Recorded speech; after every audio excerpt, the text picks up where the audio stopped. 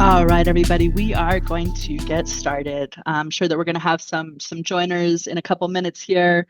Beyond what has already showed up, thank you so much again for taking the time to jump into some wine by the glass, beverage management, and cost cognizance ideals. This is hopefully the first of several beverage program management focused webinars and resources that back office is going to be releasing to help out those folks that have a beverage program at all, which of course at some capacity everybody does, especially folks that are a little bit more focused on those beverage sales or heavier in beverage sales than food sales. But honestly, this and all the rest of the webinars and resources that we are looking forward to releasing going forward on beverage program management, really there's something that every size of beverage program and the people that manage it can take away from these resources. So that being said, just want to make sure that everybody is alive and alert and knows how to use that Q&A option. If somebody or a few of you could jump into the Q&A and just let me know that you hear me loud and clear, we will kick this off and get it started.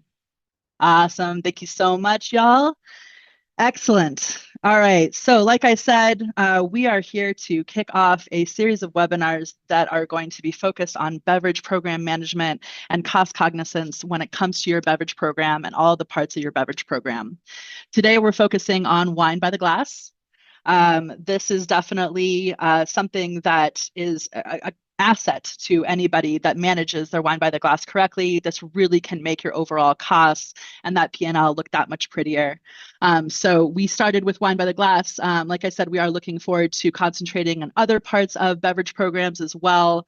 For the wine by the glass today, honestly, if you have, literally everything from red wine, white wine, rosé wine, and sparkling wine listed, all the way to those guys that have core events to manage, several glass pours to accommodate a huge wine by the glass menu, you will be able to extract something from today's webinar.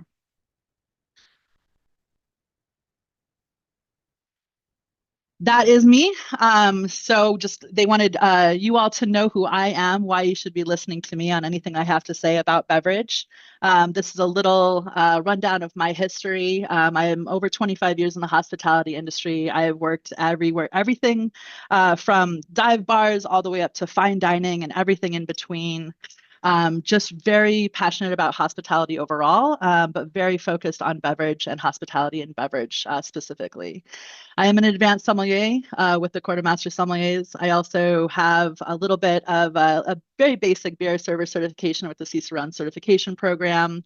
Lots of years behind the bar and managing all sorts of beverage programs. So that is why they thought that I was the key person to put that information out there on beverage programs and all parts of it. So today's purpose, focusing on wine by the glass here, we are going to explore some success drivers around your wine by the glass program and some common misconceptions that can deter profitability. We're going to discuss the importance of selection and pricing to encourage volume sales really being essential for the success of your wine by the glass program and supporting your cost of goods overall. We're going to review tons of strategies and angles and reporting tools in back office that we offer for your team to help manage your cost of goods for your wine program. And we're going to discuss next steps and goals for supporting the highest profitability and success with your wine by the glass program overall.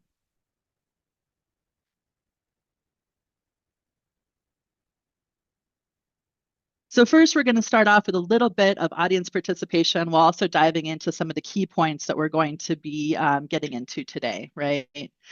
These are questions, so as I'm going through them, I also want the audience to, you can answer one of them, you can answer all of them, but go ahead and copy those questions down in the Q&A and give us some answers.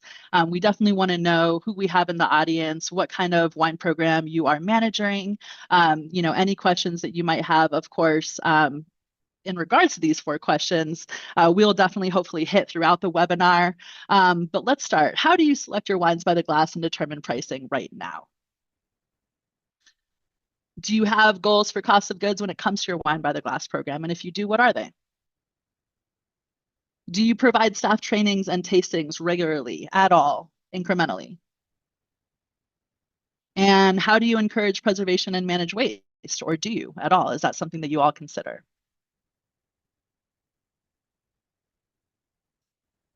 All right. So, and again, these are questions that are really outlining kind of what we're about to dive into for the rest of the webinar, but I do want you all to at least answer one or a few of them, just again, so I know who is in the audience, so I can customize this webinar a little bit more to who I'm speaking to.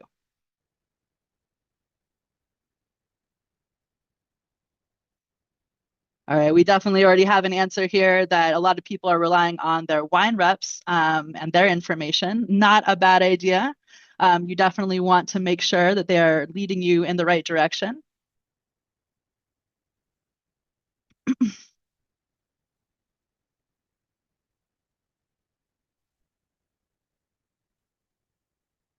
Awesome. There are some entities that have specialists or directors that oversee this. Definitely not a problem there whatsoever, especially if you have a sizable wine program or beverage program overall. Always good to have somebody in charge of it or a handful of people in charge of it.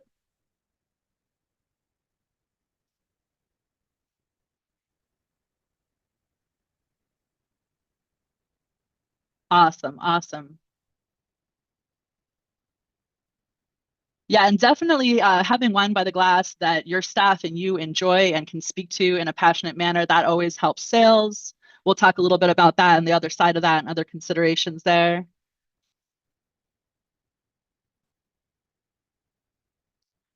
I'm seeing that some people choose with the special relationships they have with certain wineries. That's awesome. Love that. We're definitely going to be talking about vendor and producer relationships and how you can use those to support the success of your Wine by the Glass program. Awesome. Some people are definitely taking a business approach and numbers approach as well. Love that.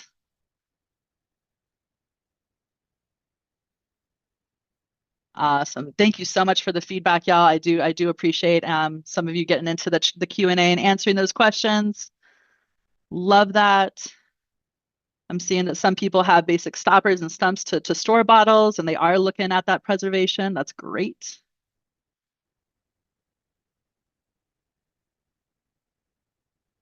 Some people are providing tasting and trainings for their staff currently. That is wonderful. Definitely something to consider, especially if you have a sizable program for Wine by the Glass.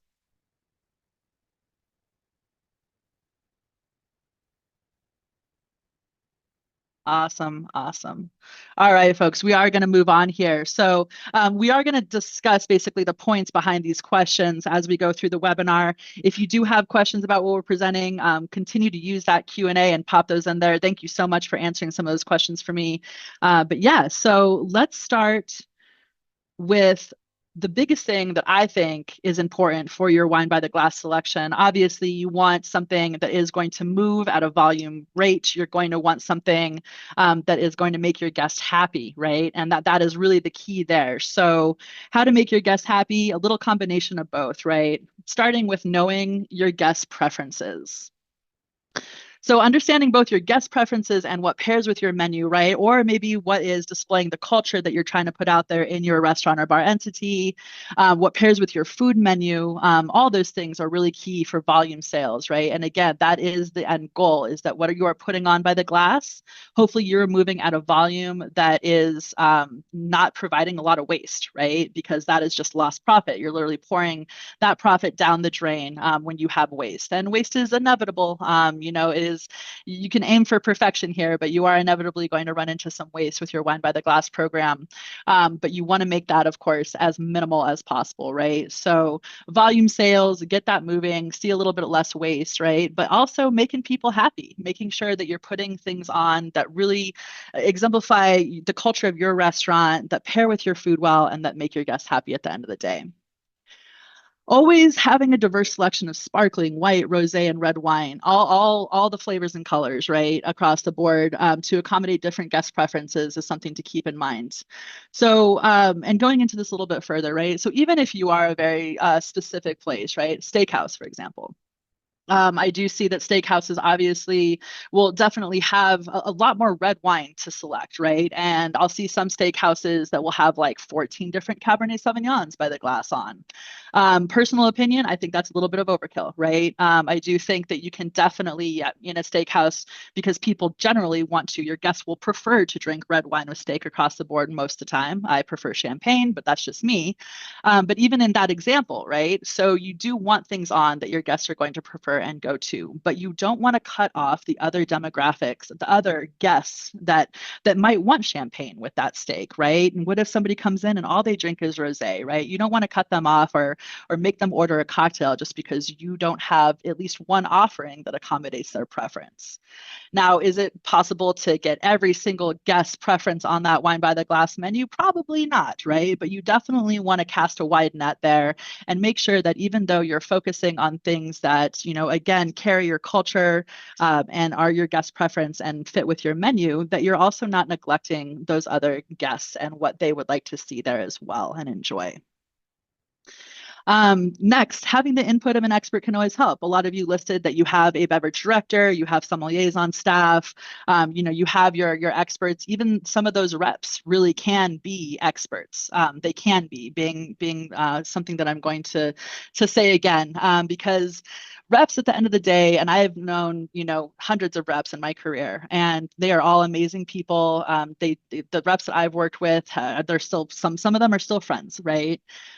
These guys are awesome. Some of them have great amount of knowledge, and some of them are salesmen, and some of them are both, and some of them are just salesmen. So you want to really be careful kind of which direction they're taking you in. And we're going to hit a little bit more on towards the latter part of the webinar on that vendor relationship, especially the rep relationship, right?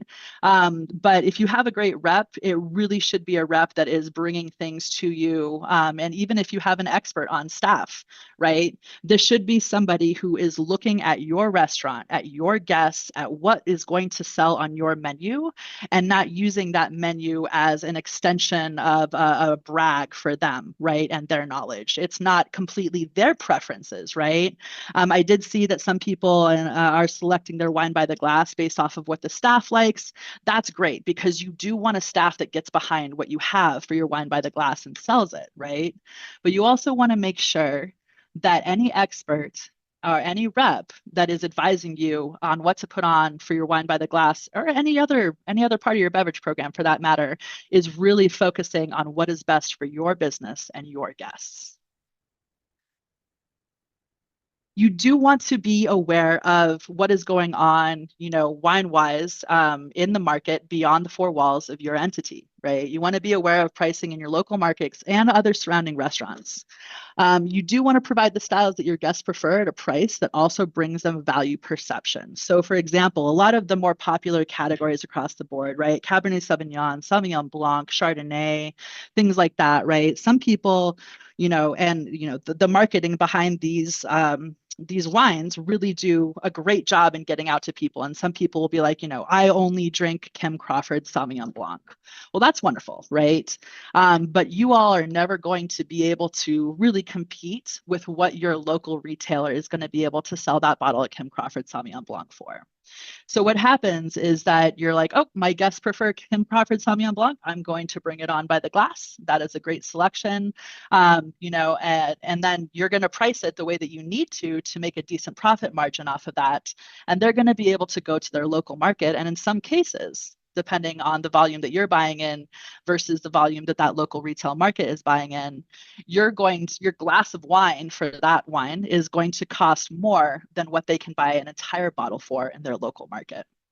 So you just want to be cognizant of that. I'm not telling you not to put on Kim Crawford Sauvignon Blanc by the glass. It is an awesome selection, and there are hundreds of people, thousands of people across the nation that really enjoy that wine. So do not take that as me saying no to that.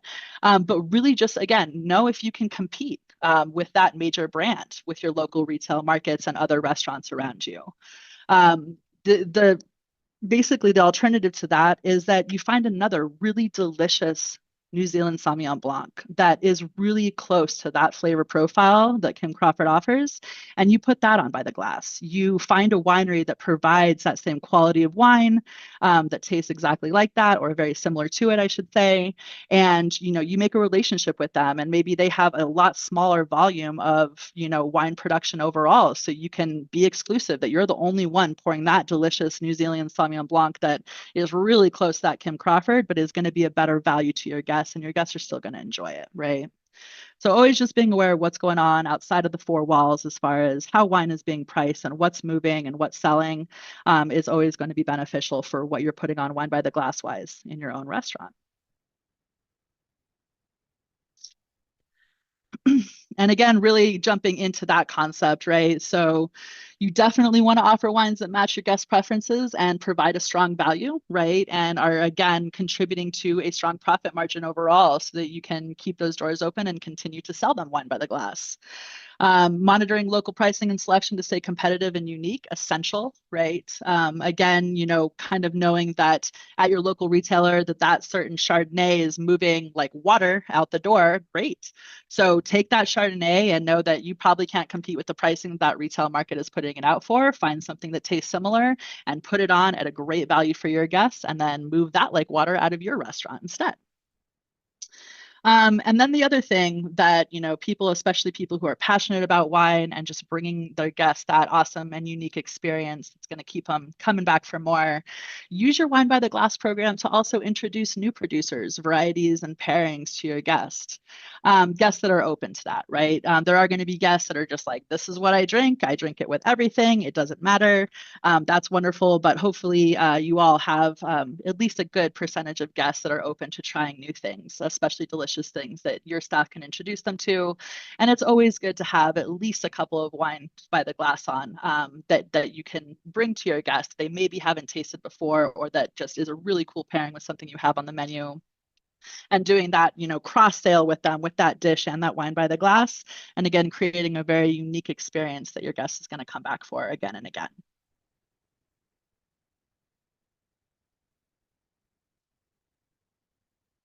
Now we're going to dive into a little bit more of a numbers game, right? So volume sales, obviously essential for success of Wine by the Glass programs, right? But you also want to make sure, because even though wine and beverages overall tend to have a much longer shelf life than, say, food product, once you open it, that timer starts, right? And we're going to get into ways of preservation and preservation systems a little bit later. But basically what we're running through here is just being cognizant that once you pop that cork or unscrew that screw capsule or whatever it is, right, that timer starts on that wine across the board. And you only have so many days to pour that wine before it starts to lose the value for your guests, right? And then becomes waste, right? That you are literally pouring down the drain. So my approach has always been for Wine by the Glass that I make that first glass count. I cover my costs with that first glass, right? And there's going to be different theories and approaches behind this. Some owners, some sommeliers are really going to want to provide such a value for their guests that they're going to deter from this model. Some people need to cover a way mucho expensive rent, and so they're going to charge a little bit more, right? Again, every entity is really unique, and there is going to be unique financial considerations behind your goals for cost of goods behind any part of your beverage program, right? But in general, at all the places I've worked where I've run a Wine by the Glass program, I try to make that first glass count. So at least I'm covering that wholesale pricing. I'm breaking even on that first glass sale. So that going forward, no matter what happens with that bottle, and ideally you are selling the rest of that bottle to make the full profit possible on that bottle. But just in case you don't, for whatever reason, you still at least are covering your base costs and breaking even on that. So a standard bottle still table wine is 750 milliliters. That's about 25.4 ounces. And then a little list there of glasses per bottle by pour size.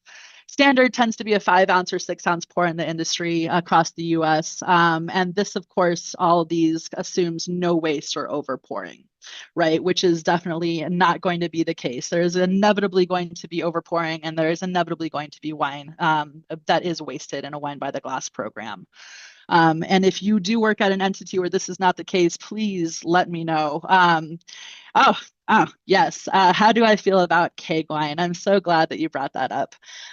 So somebody just popped in and said, "How do you feel about keg wine?" We actually are going to cover that when we talk about preventing waste. Keg wine is amazing. There are a lot of quality producers that are leaning into keg wine, especially obviously, well, only for on-premise or in your personal home. If you're lucky enough to have a little kegerator at home as well. But keg wine is awesome.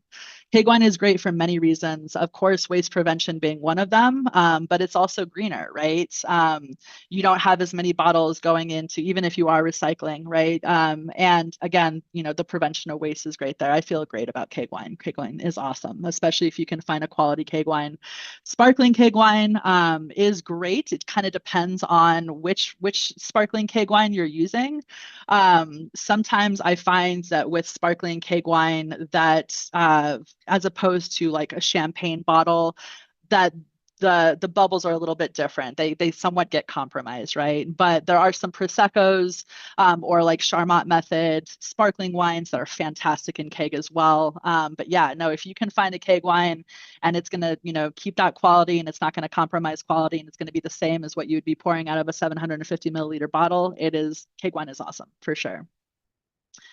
um, different considerations and calculations. Obviously, you won't want to forget that dessert wine tends to come in smaller bottles, right? So hopefully you're not, pouring out 5 ounces of port and doing costing on that.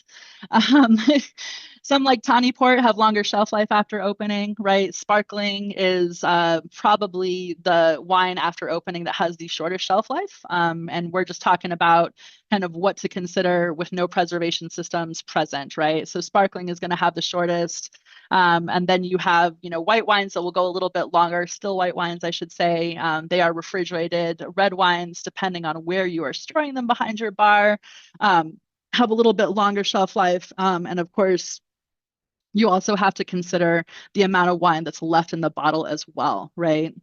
But cost of goods wise, before we move on to the next slide to discuss all that in a little bit more detail, you always want to make that first glass count.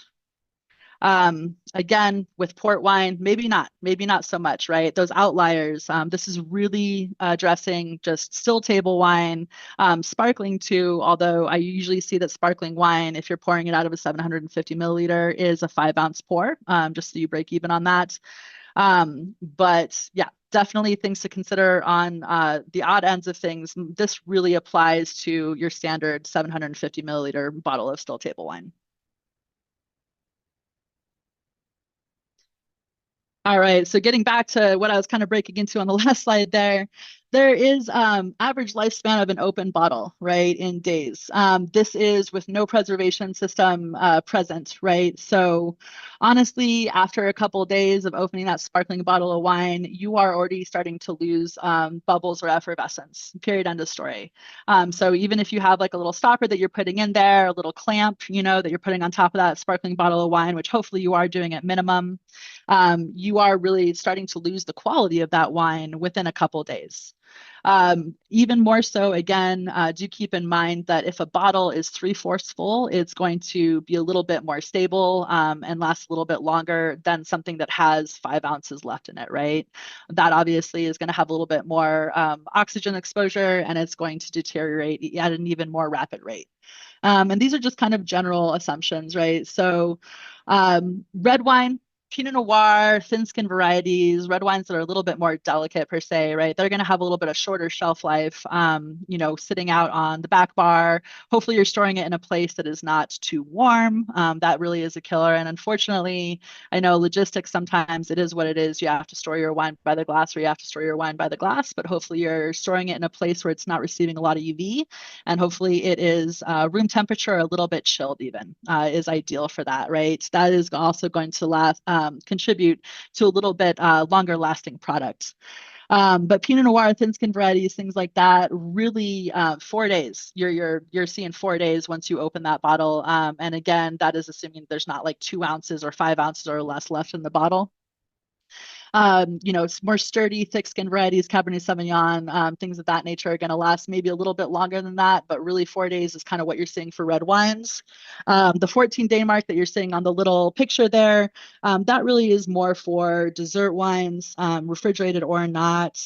There's definitely ports that obviously can last a little bit longer than that, but again, you are going to see just a compromise of quality start to happen at that mark at least. And here we go. So again, mentioning the key success to your Wine by the Glass program, each Wine by the Glass selection really needs to sell at a consistent level of volume to prevent waste. Putting on a Wine by the Glass, whether it is a sparkling wine, a still wine, or dessert wine, right? You want to know, okay, this is how long we have to sell this.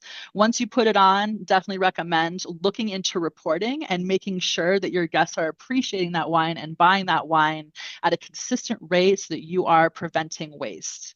And at the end of the day, if you're not, you need to replace that wine. You need to replace that selection, right? That's a no-go. You're literally going to be pouring profits down the drain, and that's what we want to prevent, right? Definitely recommend using preservation tools. I mentioned the Coravin a little bit earlier in the webinar. That's definitely one of my favorites, especially for the Wine by the Glass programs that you're seeing that, have a lot of selections. If you are in a place where you can sell a $25 glass of wine, or in some cases, some of the entities that I worked for can sell a $50 glass of wine. And, you definitely are not going to be selling that, or I mean, maybe you are, and if you are, you're really lucky, but most likely you're not going to be selling that on, several during a shift, right? So that is where something like the Coravin would come into play, where you could have those, selections that you don't have to move as fast, but still have that on your menu to accommodate those guests who really want to treat themselves to something on that level. Other preservation tools, you have like the basic rubber stoppers where you can extract oxygen from the bottle.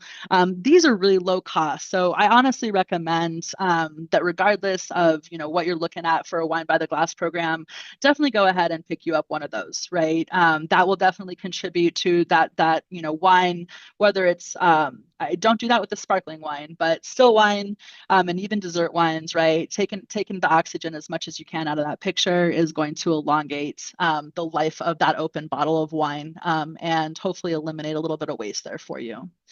We're going to talk a little bit more about how you can possibly get your distributors or even producers, wineries to support some of this, kind of doing exclusives, making sure that, hey, I'm always going to put on your Pinot Noir by the glass. I'd really love it if you could support us with a preservation system, this and this and that. We'll talk more about that a little bit later, but definitely look into the preservation tools that y'all can afford, obviously preventing waste and trying to elongate the life of that open bottle of wine is really key in success to having your Wine by the Glass program be profitable. Having an active system that your staff is participating in, where you are tracking how long bottles have been open, this is essential, right? I see a lot of people, they're just kind of going through the thing. They open a bottle, they pour it out, but who knows how long that bottle has been open? Even if it's something as basic as taking a Sharpie and putting it somewhere on the bottle, hey, this was open on this date, then you can know that, hey, if that bartender is going to pour that bottle of wine, but that bottle of wine has been open for a couple days, definitely worth it to kind of give it a smell and make sure that it's okay to serve to your guests. Really, this is just a quality thing. You don't want to deliver an oxidized glass of wine to your guests. So definitely tracking how long bottles have been open, making sure that what you are serving your guest is what that wine is supposed to be and not an oxidized version of it.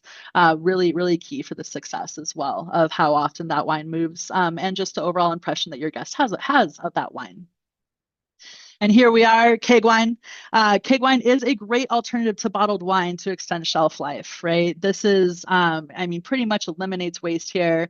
Again, I already broke down in detail how I felt about sparkling wine and keg, but keg wine is just wonderful. And there's tons of wineries that are leaning into this for on-premise sales. So definitely see if you are capable of putting on keg wine, definitely look into it, especially for your wine selections by the glass that move in high volume. This is also really easy for the person pouring those wines to go out to your guests into glass. It's a great delivery system and also great to support preservation of that wine as well. All right, we're going to do a nice little stop here just in case you all have any questions about what has been presented so far, or if you have specific questions about sales volume and quality preservation, just to make sure that we aren't leaving anybody kind of wondering, do let me know. We are going to get into inventory and how key that is to measuring your cost of sales for your Wine by the Glass program next.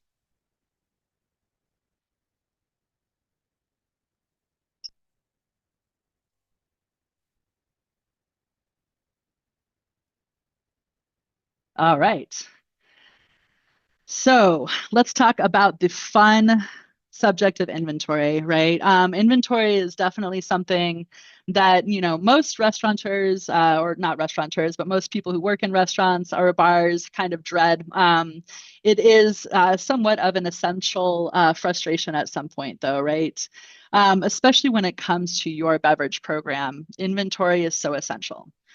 Whether you're able to run it weekly or even every 4 weeks on a period basis, really checking in, being able to monitor waste, of course, being able to monitor more of a cost of sales rather than cost of doing business. Is so essential to make sure that your beverage program, and especially your Wine by the Glass program, is making the profit margin to support your entity. You definitely want to, of course, run inventory to begin with, right? I do know that there are some places that don't need to run inventory. They still run a margin at the end of the day that they're happy with. Again, I think it's kind of hard to jump into an accurate cost of sale or cost of goods unless you are running inventory at some point in time. But running inventory at least every 4 weeks, really great. If you have the bandwidth to do it. If you have the bandwidth to do it, running a weekly inventory is even better. Of course, weekly inventory, especially for some really large beverage programs, is not really going to be something that you have the bandwidth to do. So you kind of have to determine that for your own operation and business, what bandwidth you have to do that, right? Especially with those larger programs, sometimes that is going to take several hours to do, and that's labor cost, right? So you always want to consider all these things. But if you do have the bandwidth to do it, best thing to do is a weekly inventory. If you are not doing a weekly inventory, you definitely want to be doing at least a period inventory, so every 4 weeks. And then you want to be carrying those numbers and submitting those for inventory on the weeks that you're not doing a physical inventory between. Again, just to really kind of regulate your cost of sales and be able to jump into that in the most accurate way possible and assess to make sure that all the things that you're putting on in your beverage program, and especially your Wine by the Glass, are truly making that margin, that when you put that Wine by the Glass on, you are predicting that it was going to make for you, right? So best way to approach inventory. Some people, because inventory is just such a task at the end of the day, and I really have never met somebody who's like, yay, let's do inventory, right? So some people are like, okay, we're going to kind of spread this around the staff, right? You're going to do inventory this week, you're going to do inventory next week, or you're going to do inventory this period, and then you guys are going to do inventory next period. I understand that. I think it's really nice for your staff to kind of spread that around. But I would actually recommend taking a different approach here. You want the same people doing inventory time and time again, because as a lot of the more reps that you do at something, the better you get at it, right? And if you're going to do inventory, if you're going to take the time to do inventory, if you're going to pay the labor for your staff to help you do inventory, you want to make sure that it's actually being done correctly and accurately, right? So I would actually recommend that you determine the team members who will regularly take inventory. Really talk it up, have them own that task, and then have them, be able to get into the groove of taking an accurate and timely inventory at the time that you determine is best for your business. You definitely want to have 2 team members minimum taking a physical inventory, one to call and one to record. And of course, if you designate the same 2 people to do inventory, maybe they switch every other inventory on who does what, right? That is really recommended for accuracy. And beyond that, again, ideal, not everybody has the bandwidth for this, but ideally, you also want to have a 3rd team member, maybe a manager, or beverage director, spot check that inventory, and then enter the data into your financial system to record that ending inventory. That is really super ideal, right? So again, ideal that you take a weekly inventory, ideal that it's the same two team members taking that weekly inventory. Super ideal if you have a third person spot check that every single time. But again, every organization and business is unique. So see what you have the bandwidth to do. But I definitely encourage at some point in time, at least a regular period end inventory is done just to really truly check in on that cost of sale as opposed to just the cost of doing business. You also kind of hand in hand with inventory, you want to set up your team for success to log and record any waste on a daily basis. So if your bartenders, for example, are the ones that are pouring your wine by the glass, you want to have a waste log just ready and handy right there, right? They open that bottle of wine, they look at that date that somebody, beautifully put on the bottle of wine of when they opened it, they do a little smell test and, oh, no, that's oxidized, right? Half a bottle of wine. They can just turn around right there. So they're not going to forget 3 hours later at the end of their shift, and then record half a bottle of this Chardonnay, wasted, oxidized, whatever you want to do.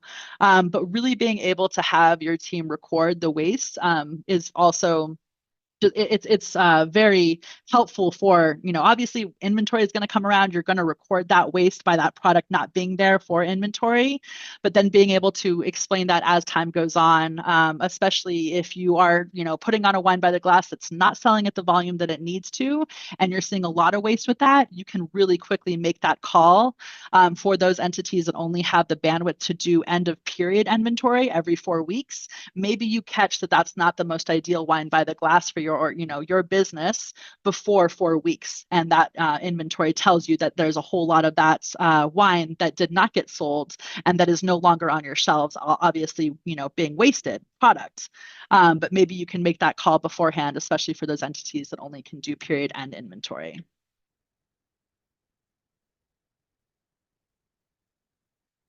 So after all those considerations, let's talk about cost of sales and cost of goods reporting.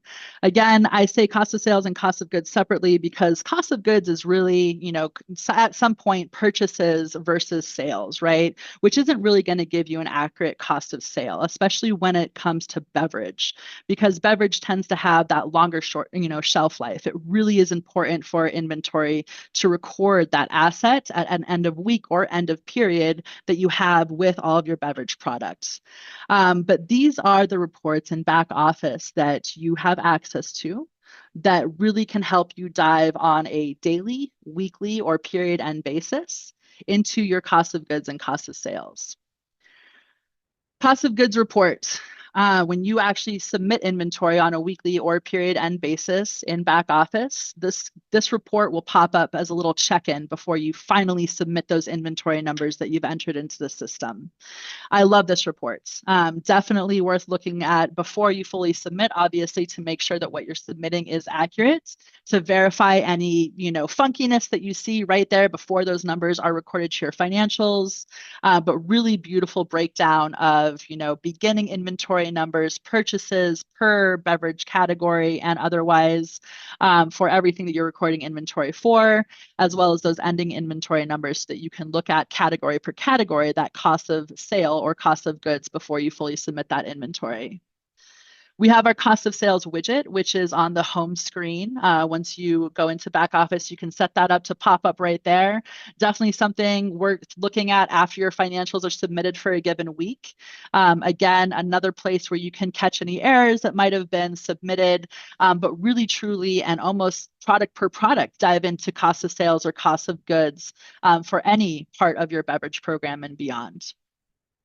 Definitely at least on a weekly basis, every few days also, depending on what you're looking at in the cost of sales widget, is the recommended cadence for viewing that report.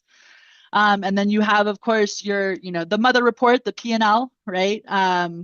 After the financials are submitted for the week, always recommend going into that P&L, clicking into those blue numbers with your pour costs. Again, another way that you can look at what was submitted for inventory if you're submitting inventory on a weekly basis. You can look at what was recorded for purchases within a given category, so on and so forth. Definitely on a weekly basis, and then definitely at period end, recommend looking at that P&L.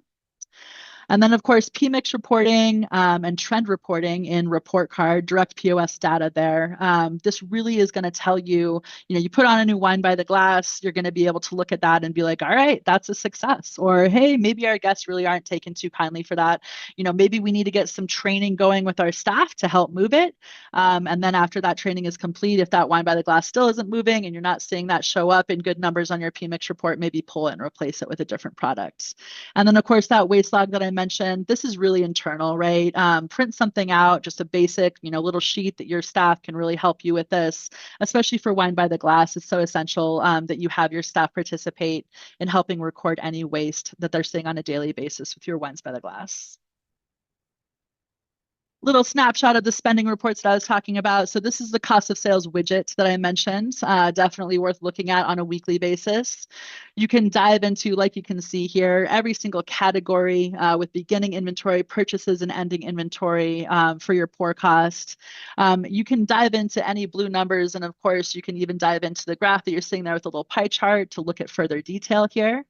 Highly recommend this one. This is one of my favorite reports that back office does in assessing any cost of sale for any part of your business, but especially for your pour program.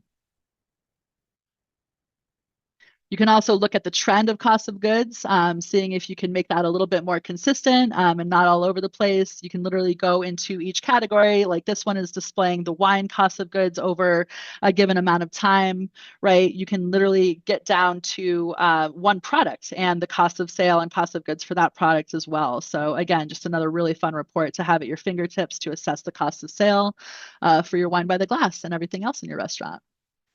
And of course, the P&L, this is the report that most people are looking at, right? At least you're looking at the P&L.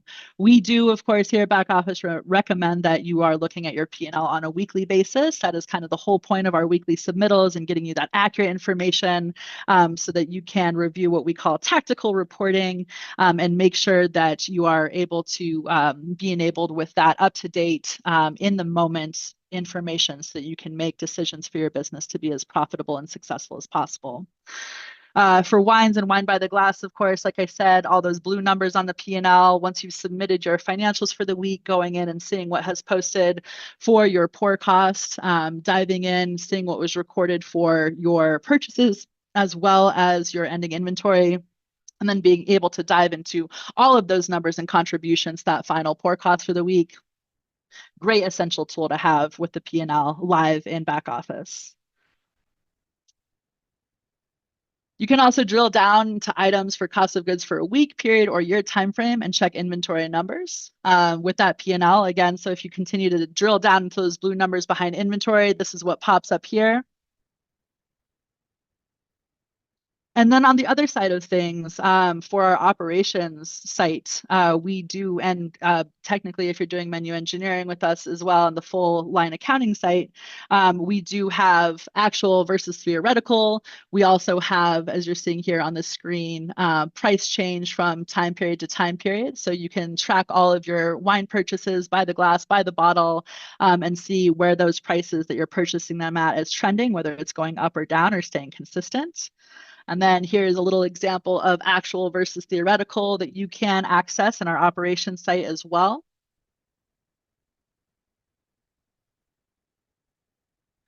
And then also with our operations site, you do have product insight and price trend tracking. So if you have been purchasing, this shows an example of Highland Estate Riesling, for example. If you've been purchasing this product for a while, you can look at the price trends. If it's switched suppliers, you would see all the suppliers that you purchased it from and just the history of purchase that you've had with that specific bottle of wine.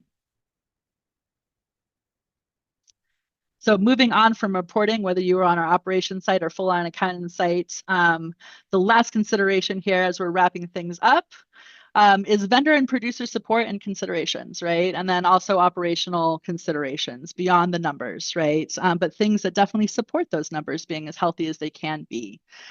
So for this, regular meetings with your reps to ensure that they are supporting you with product that fits your profitability goals. This kind of wraps around to what we were talking at the beginning of the webinar, right? A lot of people posted that they rely heavily on their reps to recommend what is going to sell with their wine by the glass. Reps can be wonderful assets to your business and the success of your beverage program. They can also be incredibly selfish and sell what they need to make that bonus. So you do want to make sure that your rep is recommending things for your business, right? So if you have, your bartenders are pouring a large by the glass program and you would prefer that screw caps are, what you have for any wine by the glass selection that moves in high volume, make sure that your rep knows that. The communication also goes both way on that. So I always, when I was running, programs and I had several reps to talk to, I actually released a weekly email. I would post any bottles or product that needed to be returned. I would post, any times that I had open for tastings, just so that I wasn't being bombarded with tons of emails from all the reps, things of that. Just the consistent communication back and forth with you and your reps is super key to success. Considering contracts replacement and support to tap into suppliers beyond the product and guaranteed pricing, whether this is with the distribution, whether this is with a portfolio, saying, hey, I'm always going to give you at least 3 wines by the glass, or I'm always going to buy this, as long as it's in stock, I'm going to put this on, my glass list. And then seeing what support beyond that from the supplier, from the producer, from the distributor that you can get for that guarantee, whether it's a pricing guarantee or them possibly supporting you with a preservation system. There is a lot of things that you can consider with those contracts replacement. Cross promotion, right? Having your suppliers, having those wineries that you have great relationships with, cross promote your business, and you're promoting their business. Having those relationships is just really beneficial, and honestly, is kind of what hospitality is all about, right? Taking hospitality to a business perspective, and making sure that all the people that are supporting and helping your business, that you're also supporting and helping them be successful. This has already been mentioned, but again, considering other expenses that can be supported through the by the glass placement contracts, right? So having a distributor say, hey, I'm always going to give you 60% of my wine by the glass, but I need you guys to print my beverage menus on this increment, something like that, right? Always kind of being open to that. With laws and everything like that, really the only discounts that you can get on alcohol, and I'm sure most of you know this, is volume sales. And some people just simply don't have the storage space or cash flow to do volume sales to benefit from those discounts. But there's other things that those distributors, portfolios, and even wineries can support in your restaurant or entity that's going to help you overall with your business. And again, really kind of confirm that relationship between those supporters and your business. All right, folks, we're going to wrap it up for the day. So going forward, just to kind of summarize it up, how can back office help with all this? How can we help your wine by the glass program and your beverage program overall be very successful? So customized guidance from your back office beverage specialist. If I didn't get to anything that you were hoping to, find out more about in this webinar, or if you just, again, want some very customized guidance for your business, we are here for it. Reach out to your client advisor, ask them about the beverage specialist. I do believe that I'm pretty much only the quote unquote beverage specialist for back office right now, but happy to help. And your client advisor most likely will have a great support of information and customized recommendations, back office style for you. Make sure that you're getting onto that reports, whether it's report card reports, the operations reports that we put out there for our cost management site, as well as the spending reports and widgets. Look at all the reporting that we have to offer. That is kind of our bread and butter that we are the most proud of. We put all the data that you're submitting to us on a regular basis out there in all different kinds of perspectives, guaranteed that your team and yourself are going to find one that benefits your business. So I highly recommend looking through all that. Again, that is something that you can reach out to your client advisor to learn more about, have them give you a grand tour, so to speak, and figure out which reports work best for your team and how regularly and at what increment you should look at those reports. And then definitely support overall. Like I said, we're here to support overall drive for team accountability and beverage program success. You want the people that are taking inventory to get on, a quick training call with your client advisor, reach out and request it. We're here for all of that, right? Back office employs several hospitalitarians that have been in the business for decades and decades and decades. We are basically the liaison between the wonderful accountants that make your financials accurate and keep track of all that, our treasury analysts, but you always have your operational specialists, so to speak, your client advisors that are here to really help and support your team as much as possible and make sure that you are getting bang for your buck with your back office subscription. Some next steps to follow, post and follow daily, weekly, and submission checklists to maintain consistency and accountability once you figured out what is best for your team with this. You definitely want to educate your teams and implement inventory and the best practices to improve accuracy and reduce waste. Again, that education, we didn't really talk about training a lot. We touched base on it a couple times, but providing training for your team and getting them holistically on board with the goals that you have for your wine by the glass or beverage program overall, really helpful for the success. You definitely want to review financials and widgets on a weekly basis to identify operational errors, price volatility, and training needs. And then isolate cost saving opportunities. Set measurable goals. Don't rest on your laurels just because you attain those goals. Think about the next goals, right? How can you continue to better your business and continue to make that profit margin as healthy as possible? And then you definitely want to define tactics and drive that are going to impact that bottom line overall. All right, folks, definitely open for any questions that you all have overall, whether it's on next steps or anything that we've covered in the webinar so far. Again, do keep in mind that as long as you are a back office client, you can reach out to your client advisor for further, more customized recommendations from all of this, and we're here for that. Thank you again for taking the time to attend today. I know that everybody has a busy schedule, especially after a Memorial Day weekend. I'm sure some of you still have to do your submittals if you're a Monday day submit. So thank you for taking the hour to join us today. And I hope that y'all are looking forward to more beverage related webinars that we will hopefully be releasing in the near future.